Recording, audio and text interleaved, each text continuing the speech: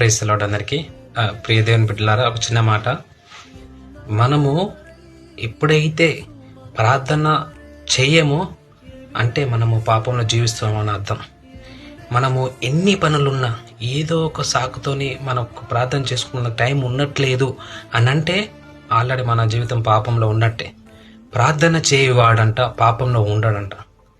అదే ప్రార్థన చేయని వాడు పాపంలో ఉన్నట్టే. ప్రార్థన చేయట్లేదా అంటే మనం పాపంలో జీవిస్తున్నామనే అర్థం. ఎంత పెద్ద పనులున్నా 24 గంటల్లో ఎటువంటి పనులున్నా ఏం చేసినా మన ప్రార్థన చేయట్లేదు అంటే మన జీవితము పాపంలో ఉన్నట్టే. కావున సహోదరులారా, మన దేవుని ముందు మోకరించిన వాడు ఎట్టి పరిస్థితుల్లోనూ నిలబడతాడు.